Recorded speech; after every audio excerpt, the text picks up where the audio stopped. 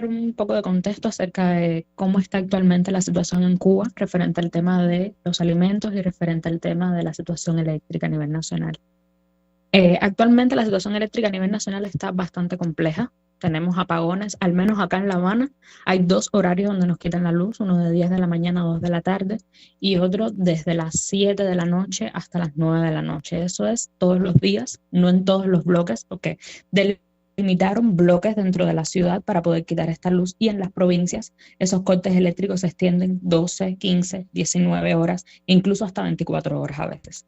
Y simplemente no hay ningún tipo de explicación, es que la termoeléctrica no está funcionando, no nos mantienen al tanto de si se está arreglando o no la termoeléctrica. Cuando existen este tipo de manifestaciones o la gente se pronuncia en contra de esto o salen a las calles y demás, de momento vuelven a poner la luz.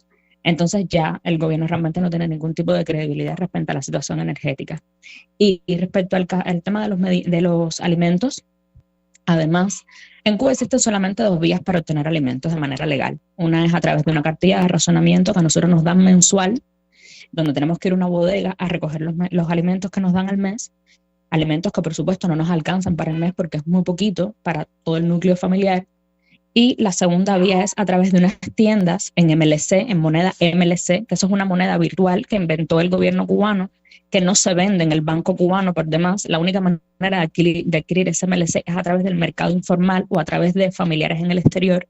Y el cambio informal está ahora mismo un MLC a 270 pesos moneda nacional. El salario mínimo cubano es de 2.300 pesos, así que ya te podrás imaginar, no llegan ni a los 10 MLC, y con 10 MLC prácticamente no se pueden comprar absolutamente nada. Entonces esos son los motivos principales por los cuales la gente está saliendo a la calle, por no decirte otra serie de crisis que tiene el país a nivel de transporte, a nivel sanitario. No hay alimentos, no hay transporte de ningún tipo, no hay combustible. Entonces ya es una situación que está muy crítica y que se ha mantenido sostenida a lo largo de aproximadamente desde mediados del año pasado hasta ahora, y ya se está haciendo realmente insostenible. Y por eso fue que salieron a las calles en Santiago de Cuba y en Granma, y indistintamente en otras provincias, pero hasta el momento no se tiene confirmación de esas otras provincias. Que se tengan confirmado en Santiago de Cuba y en Granma. Sobre todo en estas provincias orientales del país, como son Santiago de Cuba y Granma, los cortes eléctricos es donde te digo que se extienden 24 horas. Esta protesta me llama la atención. Kianay, estamos platicando con Kianay Anandra Pérez, ella es periodista cubana, y me llamó la atención que hubo una respuesta del Estado, que hubo una especie de represión inmediata.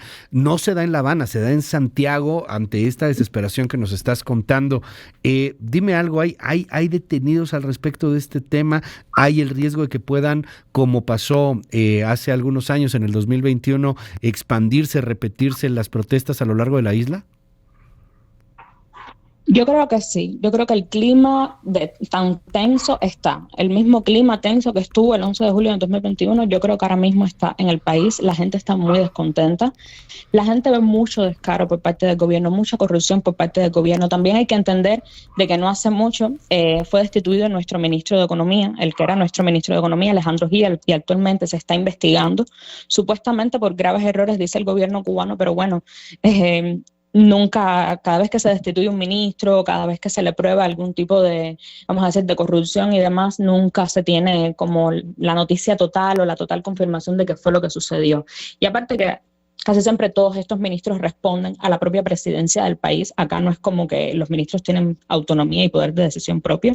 No, aquí todos los ministros operan a nivel de Partido Comunista, a través de Presidencia de Cuba. Por ende, el presidente tenía que haber estado al corriente de todo lo que estaba sucediendo, como mismo también el Partido Comunista tuvo que haber estado al corriente de todo lo que estaba haciendo mal el ministro. Lo que simplemente ahora se hizo público, o sea, se hizo público no ni siquiera a través de ellos, se hizo público a través de una tercera persona, y entonces ahora es que se está investigando y le están echando a Alejandro Gil todos los muertos de la economía cubana, que son millones. Entonces, la manera de operar la policía política cubana es siempre la misma. Ellos siempre van a reprimir, casi siempre esperan al horario de la noche, que es el horario donde, ¿sabes? Como no hay luz, no se puede ver o sea, la manera en la que reprimen al pueblo, dan golpes y demás, cortan cualquier vía de comunicación, desactivan los datos móviles. A mí me han desactivado los datos móviles infinitas veces, e incluso a personas que no son propiamente de Santiago de Cuba ni de Granma, que simplemente somos activistas o que nos dedicamos al periodismo independiente, nos cortan la comunicación igual. Por ejemplo, ayer yo no tenía datos en un momento determinado donde cuando se sucedieron las manifestaciones. Entonces esta es la manera fija de operar de ellos cogen, reprimen, dan golpes, casi siempre con palos y demás, ya convocan a las organizaciones políticas y de masas del gobierno cubano, las oficiales, las convocan para que lleven a los jóvenes y demás a esos lugares y hagan como contramarchas y contramanifestaciones referentes a esas personas, y por supuesto culpabilizan todo el tiempo al gobierno norteamericano y a los activistas que están exiliados en otros países y demás de incitar una manifestación acá en Cuba. Y no es que realmente ellos incitan una manifestación, es que simplemente ellos nos dan un apoyo una vez que esas manifestaciones empiezan a suceder. Es como que ellos niegan totalmente de que acá en Cuba hay algún tipo de situación negativa. O sea, eso para ellos no existe. Ahora hay una situación que a mí me ha impactado muchísimo, y es el asunto de la juventud, de las nuevas generaciones que pues obviamente han nacido en la isla, que no han conocido otro tipo de gobierno, que no han conocido otro tipo de vida, pero que tienen una ventanita al mundo que se llama Internet, estos datos móviles, que no pudieron evitar, porque Cuba fue de los últimos países en poder obtener datos móviles, tecnología móvil, tecnología celular, pero que hoy va uniendo a muchas juventudes. Sigo a varios de los activistas, de los reporteros, de los cubanos que graban a través de redes sociales lo que está pasando, la gente buscando comida en botes de basura en algunas de las calles de La Habana, en Santiago, etcétera. De ahí que yo te quiero preguntar, Kianay, ¿qué tanto se mueve esto en cuestión generacional? Los jóvenes, los que ya tienen acceso, los que saben usar Internet y que están convocando no a estas protestas, ¿qué tanto juega la juventud? Pues que evidentemente quiere un futuro muy distinto al que tuvieron sus abuelos. Es cierto, Cuba entró, digamos, al Internet de manera oficial en 2018. O sea, es bastante reciente, del 2018 al 2024. Se han sucedido varias manifestaciones. Estamos hablando del 27 de noviembre del 2021, si mal no recuerdo, el 11 de julio del 2021, el 27 de enero también, ahora estas que se han estado sucediendo entre el año pasado y casi siempre protagonizadas por mujeres, madres, que son de alguna manera las más afectadas de todas estas situaciones. Y en el caso específico de los jóvenes, te puedo decir que se nota en la política migratoria del país. O sea, se nota que hay un éxodo masivo de jóvenes. O sea, Cuba ha perdido prácticamente casi el 10% de su población en lo que va del año pasado y y la gran mayoría de la población que se va es joven, y eso es algo incluso que el propio gobierno cubano ha demostrado su preocupación respecto al tema de la fuerza de trabajo. O sea, que Cuba se está quedando sin fuerza de trabajo porque es un país que va avejentándose, o sea que la fuerza ahora mismo de trabajo ronda los 40, 50 años, y que de aquí a aproximadamente una década ya van a ser personas que deberían estar en edad de jubilación, y toda esa fuerza de trabajo joven se está yendo a otros países, por supuesto porque acá no encuentran un futuro óptimo para poder desarrollarse. ¿Cómo se van? ¿Es legal salir en Cuba ya hoy? En dependencia, hay quien tiene el capital económico para irse, hay quien no. Y la gran mayoría utilizaron la ruta Nicaragua, Darién y demás. Una vez que esa ruta se cerró, hay quienes emigran simplemente, piden una visa a lo mejor de turismo y se quedan ilegalmente en los países. Otra de las vías que utilizaron fue Rusia, y a través de Rusia accedían a otros países de Europa. También utilizaron la vía Serbia. Ahora está muy de moda la vía Dubái. O sea, se van hacia Dubái, como Dubái no pide visa, se van hacia Dubái, y a partir de Dubái escogen su residencia y se van hacia otros países. O sea, casi siempre se buscan ese tipo de vías. Muchos optan por becas de estudio y se quedan en los países. Básicamente eso son las vías que ellos han encontrado. Yo quiero agradecerte que nos regales estos minutos aquí en MBS Radio en México, Kianay. Admiramos mucho el trabajo que estás haciendo. Es un trabajo en pos de la libertad de expresión, es un trabajo en pos de la democracia. Y quisiera cerrar preguntándote un poco al respecto de este tema.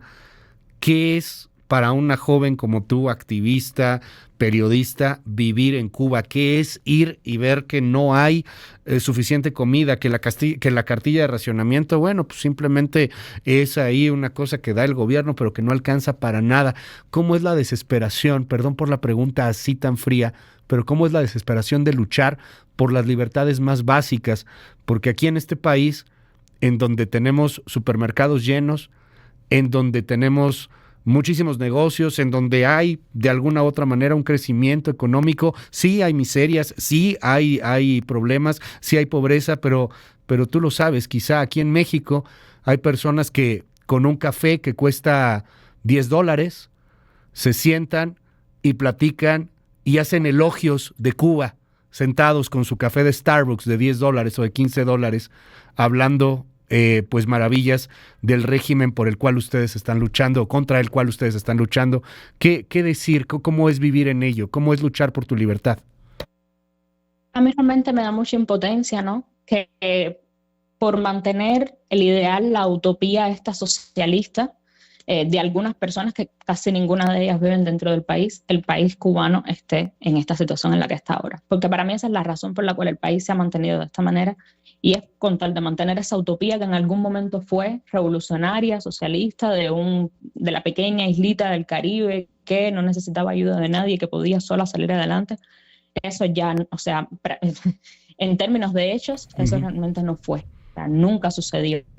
Pero sin embargo, su utopía sí sigue en la mente de las personas que viven fuera del país. Y es la imagen que venden de Cuba fuera del país. Y a mí me da realmente muchísima impotencia que las personas no conozcan la realidad. Me da además muchísima impotencia que las personas que algunas están fuera del país dicen, bueno, si están tan descontentos, tírense a las calles. No, no es tan sencillo. O sea, tirarse a las calles implica cárcel, porque acá en Cuba eso está criminalizado, penalizado por demás, con penas que hasta rebasan en muchísimos casos la propiedad de las personas o de los manifestantes, como sucedió el 11 de julio. O sea, habían manifestantes que tenían 18, 19 años y tenían penas de 25 años, o sea, penas que superaban su edad. Y es realmente triste. O sea, no es que uno no se tire porque uno no quiera tirarse, como en otros países de Latinoamérica, que sí es, vamos a decir, que es posible, aunque sea reprimido y demás. No, acá en Cuba no es posible. Acá en Cuba eres reprimido y por demás de que eres reprimido, si te cogen, eres apresado. Por eso en algún momento cuando me convocaron para esta entrevista y me preguntaron si conocía de algún manifestante, yo preferí decir que no, por un tema de que menciono cualquier nombre o digo a cualquier persona y es literalmente ponerla ¿sabes? Literalmente es tirarla a los leones porque va automáticamente a ser apresada. Déjame preguntarte, entonces, ¿es culpa de Estados Unidos? Mucha gente nos escribe eso, es que es culpa de Estados Unidos, es que los Estados Unidos tienen así a Cuba. A ver, las consecuencias del bloqueo económico es una realidad. O sea, hay una consecuencia por parte del bloqueo económico, pero hemos estado más de 60 años bajo el bloqueo económico. Es hora, me parece a mí, que para que el gobierno cubano hubiese intentado al menos alguna otra alternativa o hubiese creado algún tipo de solución al respecto de la situación del país. Y yo veo que en estos 60 años vamos a peor. O sea, no veo mejoría de ningún tipo. No veo que se haya buscado algún tipo de solución respecto a nada, no veo ningún tipo de libertades, no veo más derechos, todo lo contrario, veo más represión, veo más control, veo muchísimo más límites y veo muchísimo más precariedad. Entonces, ¿sabes? Luego de 60 años era para que el propio gobierno cubano hubiese implementado políticas en pos de poder solventar las consecuencias de ese bloqueo económico, que sí es una realidad, sí existe, sí tiene consecuencias reales y bastante negativas para el gobierno cubano, pero creo que hay un gran %, la gente le dice bloqueo interno, a mí no me gusta realmente llamarlo bloqueo interno, sí creo que hay una muy mala gestión del gobierno cubano de las propias necesidades de su pueblo. Siento que se gasta, por ejemplo, mucho dinero en manifestaciones pro-revolucionarias que no aportan absolutamente nada.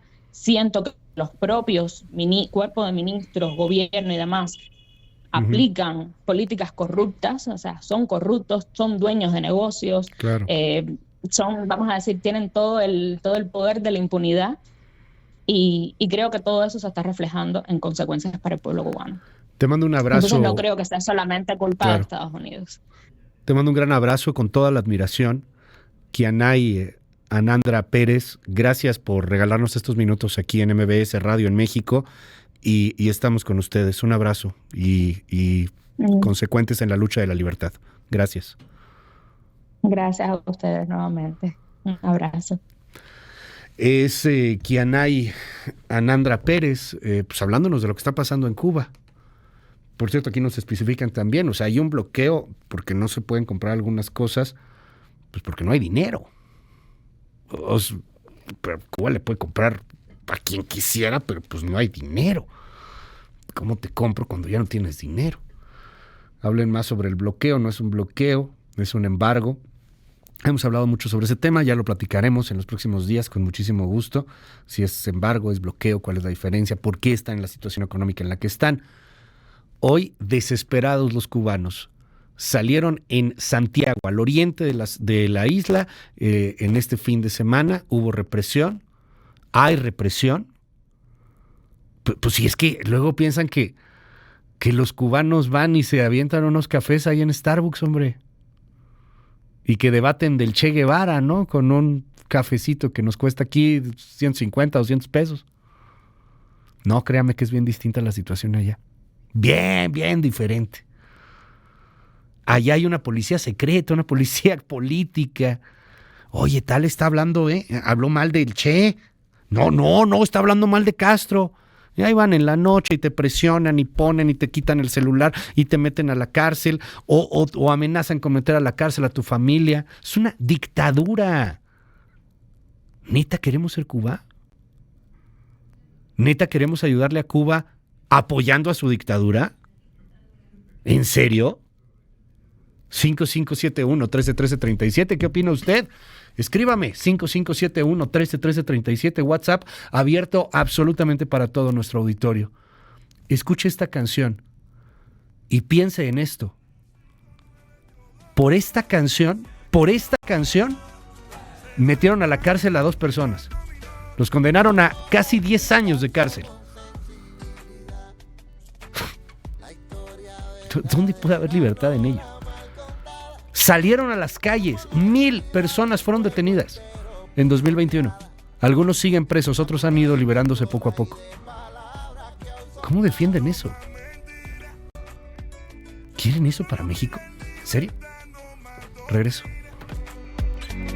Ya no gritemos patria o muerte, sino patria y vida. Y empezar a construir lo que soñamos, lo que destruyeron con su mano.